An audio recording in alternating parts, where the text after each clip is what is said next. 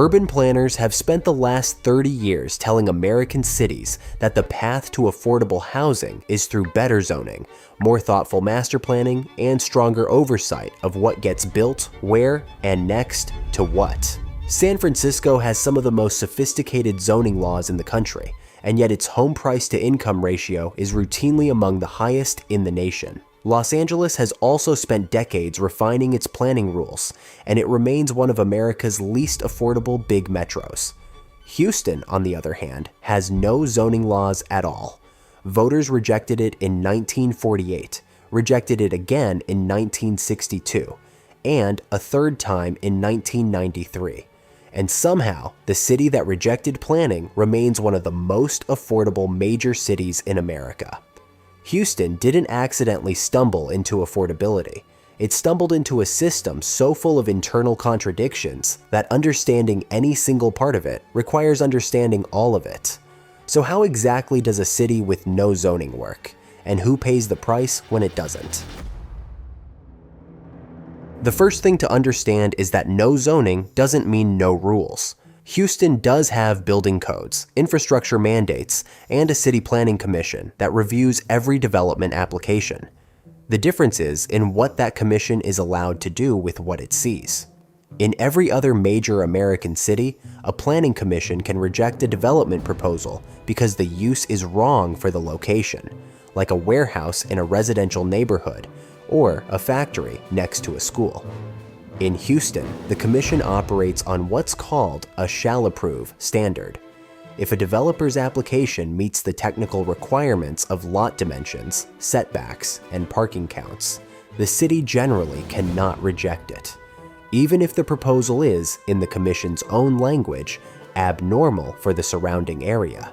What this produces in practice is a city where land uses mix in ways that would be flatly illegal anywhere else. Restaurants and warehouses on the same block. An adult store operating in the parking lot of a mall that also contains a private preschool, which is a real thing that exists in Houston and which generated exactly the kind of outrage you'd expect, followed by zero legal consequences because no laws were broken. That last detail may sound like a punchline, but it isn't.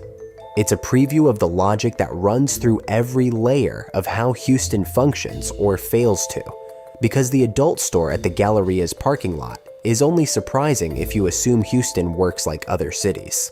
Once you understand the shall approve standard, it's completely predictable. So the more interesting question is, what happens when residents who expect their neighborhood to stay a certain way discover that the city has no mechanism to preserve it? In 2007, the residents of Boulevard Oaks found out. A developer had filed plans for a 23-story residential tower in the middle of their quiet, low-density neighborhood of single-family homes near the medical center. The residents were furious. They organized, hired lawyers, and showed up to every public meeting.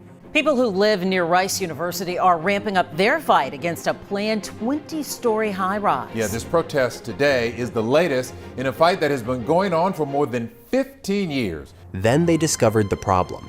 There was no zoning board to appeal to, and there was no use restriction the tower violated.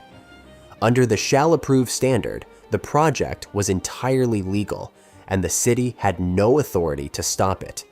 So the neighbors did the only thing left available to them. They sued, arguing under common law nuisance standards that the tower was simply out of place. A jury agreed and awarded $1.2 million in damages, but the verdict didn't stop the project, and that building, now called the Langley, is still under construction. What the Boulevard Oaks case revealed is that blocking unwanted development in Houston is not a planning problem. It is a legal one, and legal problems cost money. Neighbors who want to push back have to hire lawyers, file suits, sustain years of litigation, and convince juries, a process that is expensive, slow, and realistically available only to the kind of organized, affluent community that Boulevard Oaks happens to be. For everyone else, the shall approve standard is simply the final word, which raises an obvious question. What do neighborhoods do when they can't afford to fight back at all? Houston's shadow planning system runs on deed restrictions, private legal contracts attached to property titles that dictate what can be built, how tall, and what the land can be used for. In most American cities, deed restrictions operate alongside zoning as an extra layer of protection. In Houston, they are the only layer. What makes Houston's version of this unusual is that the city can actively enforce these private contracts. At a neighbor's request, the city of Houston will take legal action to enforce a deed restriction, giving a private contract something close to the force of public law, backed by public resources. In affluent neighborhoods with organized civic associations, this works reasonably well. River Oaks has maintained continuous, enforced deed restrictions for nearly a century. The neighborhood looks today almost exactly as its developers intended it to look in the 1920s, but deed restrictions expire, and whether they get renewed depends on whether a neighborhood has the organizational infrastructure to renew them. Affluent neighborhoods have that infrastructure. Lower-income neighborhoods often don't. When restrictions lapse in those neighborhoods, they lapse quietly, and the protection disappears with them. The result is a city that looks, at the neighborhood level, like a patchwork with no consistent logic. Blocks that successfully petitioned to freeze their lot sizes sit next to blocks that opened up to dense development overnight. One street looks like it hasn't changed since 1960. The next is lined with tall, narrow townhouses built last year. Not because of any planning decision, but because of which block had the organizational energy to file the right paperwork at the right time.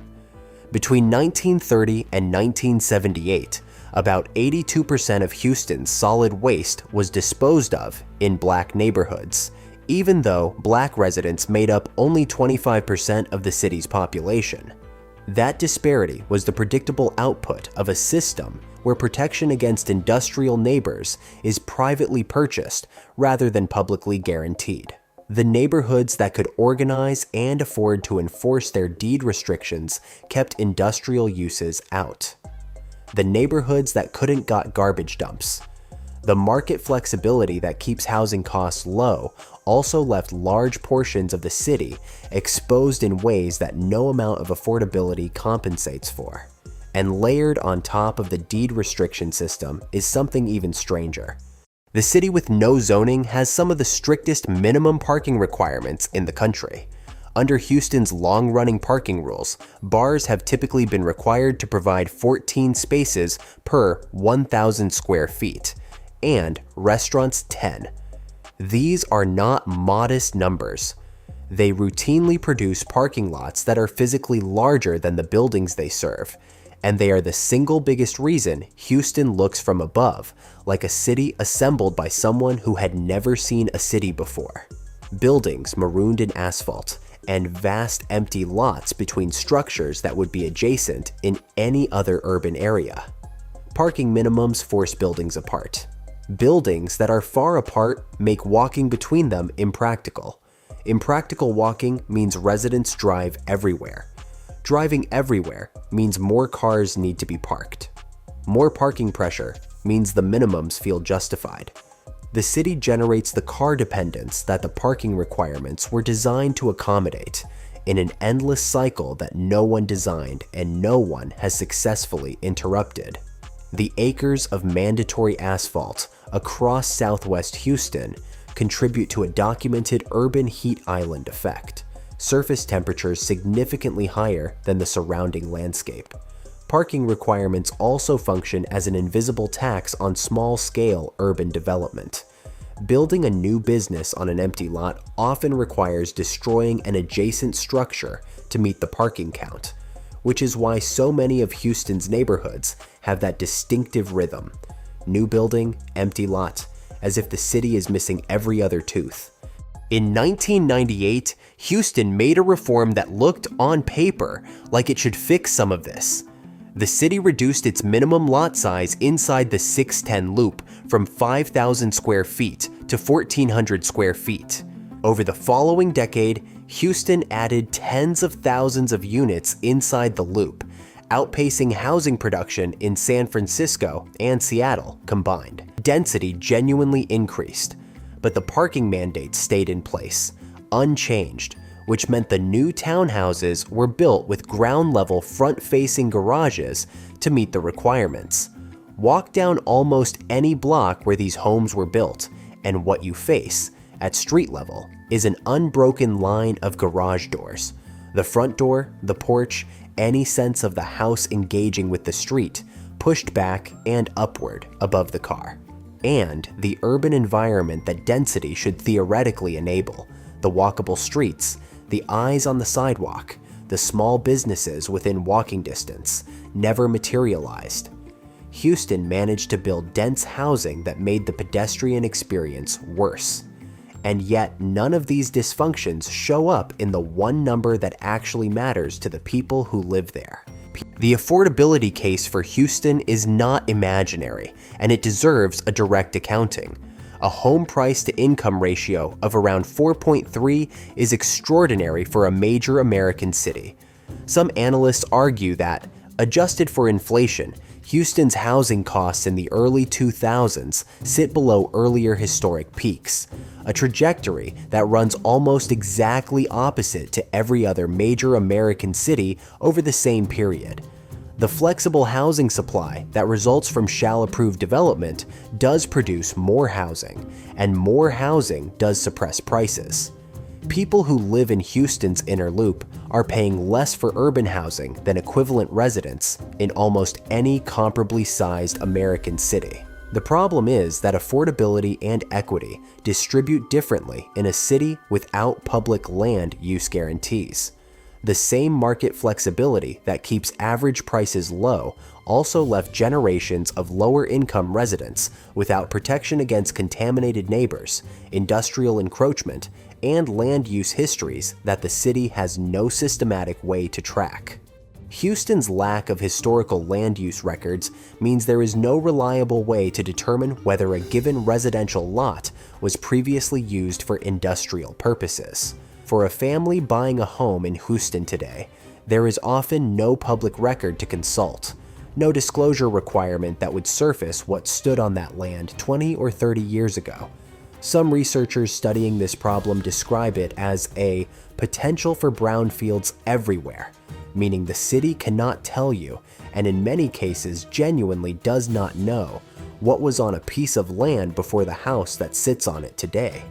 A city can be cheaper to live in and simultaneously distribute its environmental risks in ways that track almost perfectly with race and income.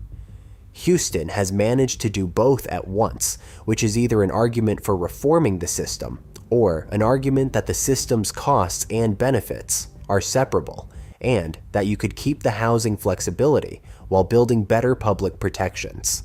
No one has figured out how to do that yet, and Houston has not tried particularly hard. Houston's voters looked at zoning laws 3 separate times and rejected them. What they got instead was a city of private law and public consequences, market-driven density, and remarkable affordability.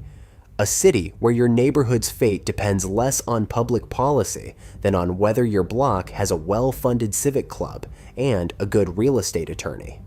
The lesson Houston offers to other American cities is genuinely unresolved, and not because the policy is imperfect. The outcomes are mixed because different residents are experiencing completely different versions of the same city. The River Oaks homeowner with a century of enforced deed restrictions and the resident of a neighborhood whose protections lapsed in 1975 are both living in Houston, city without zoning. But their experiences of that phrase are not the same. Every other major American city is somewhere in the middle of a debate about how much land use regulation it needs, who it protects, and what it costs. Houston is the only one that settled that debate, repeatedly and democratically, in favor of almost none. Whether that answer is right depends on a question Houston has never quite been willing to ask directly. Affordable for whom and at whose expense?